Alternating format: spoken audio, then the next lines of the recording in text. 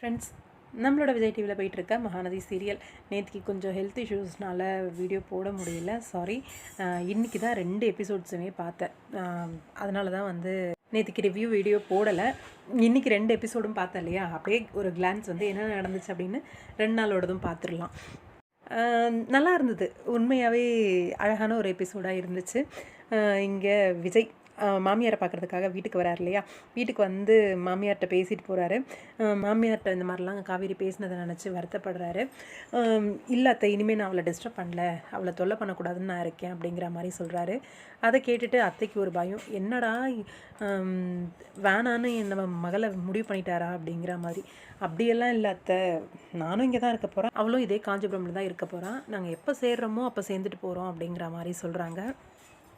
இங்கே ஸ்கூல் வாசலில் வந்து அம்முக்காக வெயிட் பண்ணுறாரு. அம்மு ரொம்ப சோகமாக வராங்க. என்ன அம்மு, மிஸ்ஸு காலில் அப்படி இது பண்ணதுனால வருத்தப்படுறியா அப்படிங்கிற மாதிரி கேட்குறாங்க. அதெல்லாம் இல்லைப்பா, மிஸ் என்கிட்ட நார்மலாக தான் பேசினாங்க, ஆனால் இன்றைக்கி மதர்ஸ் டே ஸ்பெஷல் ப்ரோக்ராம் இருக்குது, ஈவெண்ட் இருக்குது அப்படின்னு சொன்னாங்க. எல்லா பசங்களும் பேர் கொடுத்துருக்காங்க, நான் மட்டும் பேர் கொடுக்கல அப்படின்னு சொல்லி வருத்தமாக காரை திறந்து போய் உட்காந்துக்கிறாங்க குட்டி.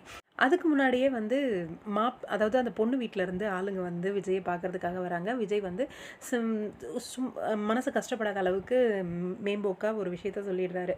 கொஞ்சம் எனக்கு டைம் கொடுங்க, நான் முடிவு என்னன்னு சொல்கிறேன், இப்போதைக்கு கொஞ்சம் டிஸ்டர்ப் பண்ணாதீங்கன்ற மாதிரி. அவங்களும் ஓகே அப்படின்ட்டு போயிடுறாங்க. யார் உங்களுக்கு இப்போ வர சொன்னது, நான் தான் டைம் கேட்டிருந்தேனே அப்படின்னு சொல்லவும், உங்களுக்காக பேசிச்சுல அந்த பொண்ணு தான் சொல்லுச்சு அப்படின்ற மாதிரி சொல்கிறாங்க. இங்கே விஜய் வந்து வெயிட் பண்ணிட்டுருக்கார் இல்லையா, காவேரி வந்து ஸ்கூல் விட்டு வெளில வராங்க. வெளில வந்த காவேரி கிட்ட வந்து இனிமேல் நான் உங்களை டிஸ்டர்ப் பண்ண மாட்டாங்க அப்படிங்கிற மாதிரி விஷயத்த சொல்கிறாங்க. இனிமேல் எனக்காக மாப்பிள்ளை பொண்ணு பார்க்குறேன் அது இதுன்னு நீங்களும் எந்த ஒரு வேலையும் செய்யாதீங்க அப்படிங்கிற மாதிரி. எதுவுமே என்கிட்ட பேசாத, எதுவும் பண்ணாதன்னு சொல்கிறீங்க, நீங்கள் மட்டும் ஏங்க இந்த மாதிரி பண்ணுறீங்க அப்படின்னு. உங்களுக்கு பிடிச்சிருக்குன்னு நீங்கள்ல, அதனால தான் செஞ்சேன் அப்படின்ட்டு. பிடிச்சிருக்குன்னு சொன்னேன் அது உங்களை வெறுப்பேற்றதுக்காக சொன்னேன் அப்படிங்கிற மாதிரி சொல்கிறாரு. ஆமாம், நீங்கள் எவ்வளோ பொசசிவ் ஆனீங்கன்னு நான் தான் பார்த்தேன். என் ஃப்ரெண்ட் சீட்டில் உட்காந்தது, அந்த பொண்ணு என்கிட்ட நல்லா பேசுகிறது எதுவுமே உங்களுக்கு பிடிக்கல, அவ்வளோ பொசசிவ் ஆனீங்க, இல்லைன்னு மட்டும் சொல்லுங்கள் பார்ப்போம் அப்படின்ன உடனே சைலண்ட் ஆகிட்டாங்க. அப்புறம் அதெல்லாம் ஒன்றும் இல்லையே அப்படிங்கிற மாதிரி சமாளிக்கிறாங்க. விஜய் கிளம்பி போயிடுறாரு. இங்கே காவேரியும் வீட்டுக்கு வராங்க. வீட்டுக்கு வந்தால் அம்மாவை காணோம். அம்மாவை தேடுன்னு வீடு முழுக்க தேடுறாங்க. வெளியில் போய் கேட்குறாங்க, அக்கம் பக்கம் கேட்குறாங்க, கோவிலுக்கு போய் பார்க்குறாங்க.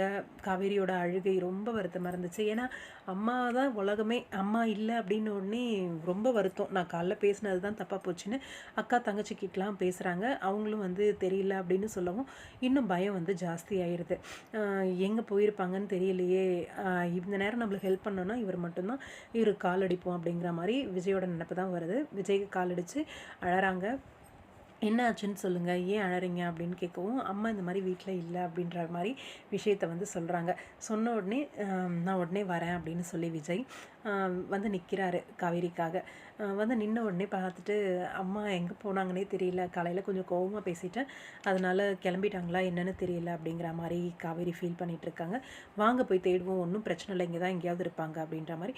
அம்மா ரெகுலராக போகிற எல்லா இடத்துக்கும் நான் போய் தேடிட்டேன், எங்கேயுமே அம்மா இல்லை அப்படின்ற மாதிரி ஃபீல் பண்ணுறாங்க. சரி பார்த்துக்கலாம் வாங்க அப்படின்ட்டு 2 பேரும் தேடிட்டு போயிட்டு இருக்காங்க. காவேரி அழுதுகிட்டே இருக்காங்க. காரில் உட்காந்தோம். அந்த ஃப்ராக்ஷன் செகண்ட் அப்படியே எப்படி சொல்கிறது, பூஸ்பம் மூமெண்ட் அப்படின்னு சொல்லுவாங்க இல்லையா, அந்த மாதிரி இருந்துச்சு. காவேரியோட அழுகையை பார்த்து காவேரியோட கையை வந்து அப்படி பிடிச்சி ஆறுதல் பண்ணது ரொம்ப நல்லா இருந்துச்சு. இது மாதிரி ஒரு குட்டியான ஒரு லவ் சீன் பார்த்து எவ்வளோ வருஷக்க ஆன மாதிரி இருக்குங்க. மாசங்க தான், ஆனாலும் ரொம்ப ஃபீலிங்ஸ் ரொம்ப வருத்தமாக இருந்துச்சு. விஜய் காவேரி அந்த லவ்வை கண்ணால் பார்த்தாலே நாங்கள் வந்து ஃபீல் பண்ணுவோம். அது மாதிரி அந்த லவ் ரொம்ப ஸ்பெஷல் அப்படின்னு சொல்லணும். ரொம்ப நல்லா இருந்தது. அதுக்கப்புறம் போயிட்டு இருக்கும்போதே கரெக்டாக அம்மா வந்து இப்படி கிராஸ் ஆகிறாங்க. அம்மான்னு சொல்லிட்டு காவேரி இறங்கவும் விஜயும் போகிறாரு. அம்மாவை பழையசெல்லாம் மறந்துடுமா வாமான்னு கூப்பிடவும், நீ தானம்மா நான் இந்த வீட்டில் இருக்கக்கூடாதுன்னு சொன்னேன், நீ ஏன் சந்தோஷமாக அங்கே இருந்துக்கோ அப்படிங்கிற மாதிரி. அம்மா வார்த்தைக்கு சொன்னால் அதுக்கு போய் இப்படி பேசுவியா, வாமா அப்படின்னு சொல்லி சமாதானப்படுத்துகிறாங்க. விஜயும் சொல்லவும் பேக்கை பிடிங்கி உள்ளே எடுத்துகிட்டு போய் வைக்கிறாங்க. வாமான்னு கூட்டிகிட்டு போகிறாங்க. அதோட இன்றைக்கி எபிசோட் வந்து முடிஞ்சது. ரொம்ப நல்லா இருந்துச்சு எபிசோட்.